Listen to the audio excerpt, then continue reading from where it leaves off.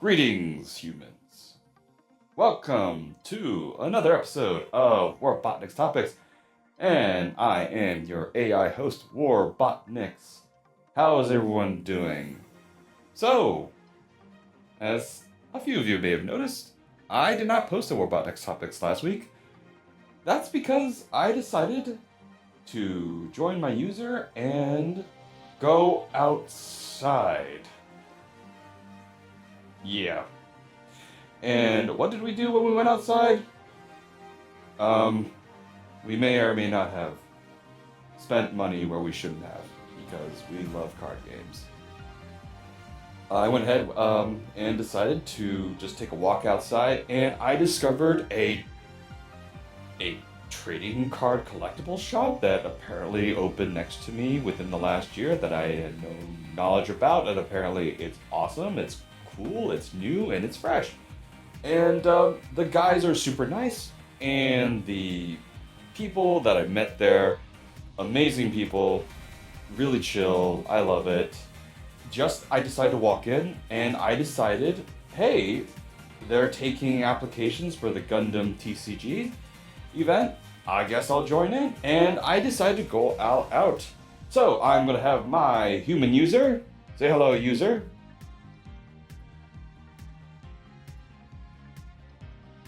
And we decided to go ahead and try it.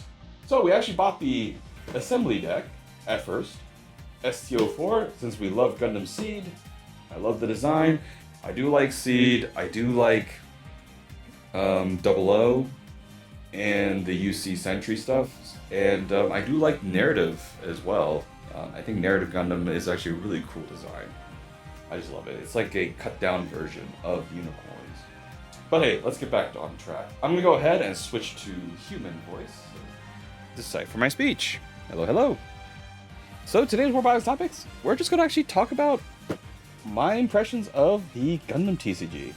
And the booster box stuff is coming out next week. And also, just to let you know, this is unsponsored. We spent our own money on this, and we went all out. In fact, I love this game. When I first played it, it was just the starter deck event. I was able to pick up over the week, not just this one. I picked up the Wing starter deck. I just actually got this the Heroic Beginnings starter deck, and the Xeon deck, which actually I don't have the box anymore, but I do have these kick-ass sleeves here. So they have the Xeon deck. So they're all marked as STO1 through STO4.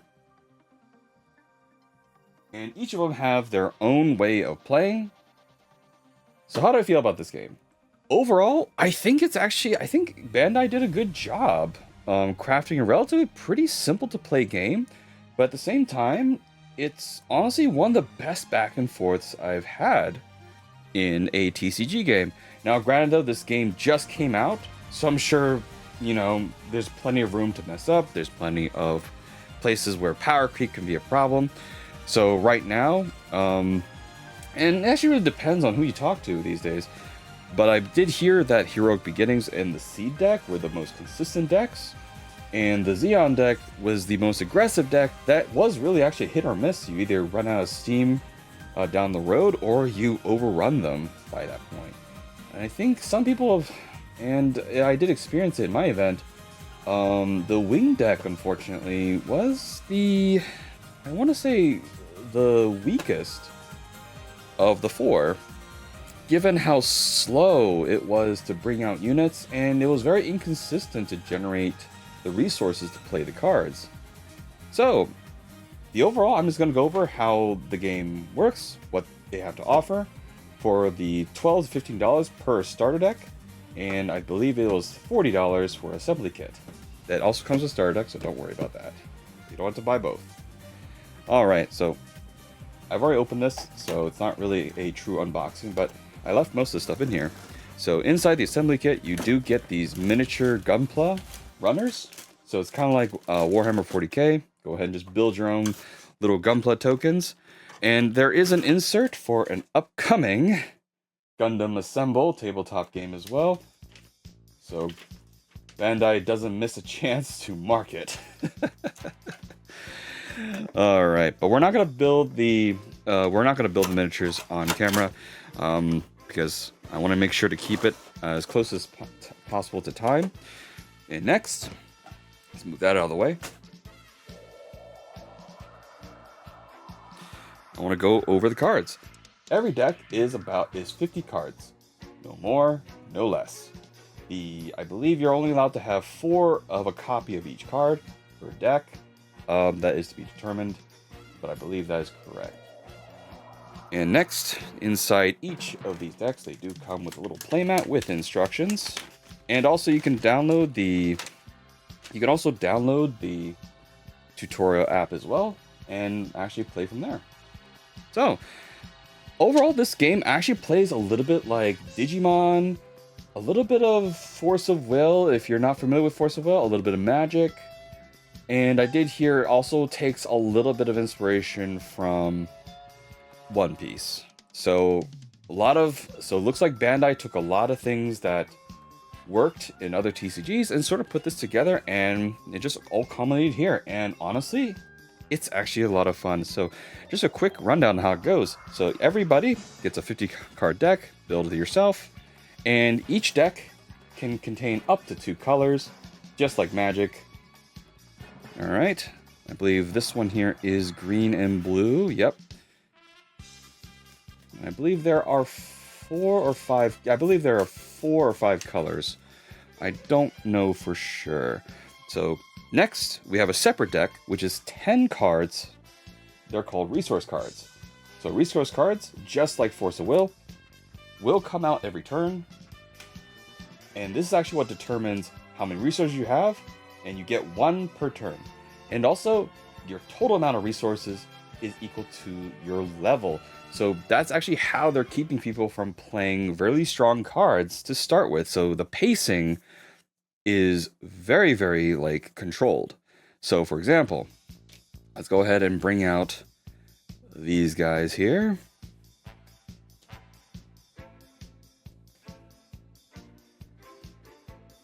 So right here, you can see this one here has 2 numbers. One is the cost, which is the bigger number, and one is the level. So the level is how many total resource cards that you got. So that will determine which level of cards you're allowed to play at this time. So that means even though this only costs 1, I can't play Hero UA because I only am level 2 right now. Especially Tall Geese, which is level 5. Needs to wait a little bit longer. And then of course, the smaller cards, which are the lower levels and lower costs, are much easier to play. So your goal is to basically try to determine what can be played, what needs to be played to counter what the enemy has, to attack the enemy's base, as well as their shields. So the shield system is just like Digimon, where basically 6 hits onto your shields will make the enemy player vulnerable. And once you get a direct attack on the enemy player, that is game over. Or if the player runs out of cards to draw. Next, we have the base card. So the base card, everyone will actually start with an extra base, which is a token. So this acts as a barrier between the attacker and your shields. And this basically if it takes an equal damage to 3, it's gone, and your shields are open for attack. And basically, no matter how much attack the enemy has, each attack takes away 1 shield. And basically, once a shield is hit, you are introduced to see if there's a burst effect. If it does have a burst effect, you just basically follow the instructions on the card. So just like Zex, this will go to my hand. And if it doesn't have a burst effect, it goes to the trash. Oh no, Wing Gundam, no! Yeah. So everyone starts with 5 cards in hand, and basically that's how it goes. There is no dedicated attack phase, so you can attack, play cards, and then see how it goes from there. And there are also actions and reactions, of course, that people can take, but we're not here to talk about the rules too much, because I just want to give you my first impressions. Overall, the presentation of this game is great. I love the art. It does have a lot of great nostalgia. There is, of course, definitely some variety on the style. Like this one here is almost like a watercolor portrait, whereas this one here definitely looks like it is taken straight from the anime.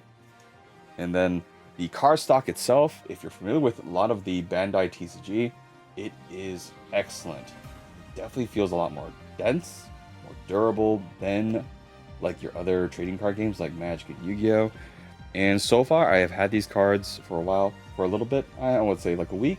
Very little curling, if any, at all. So, which is nice.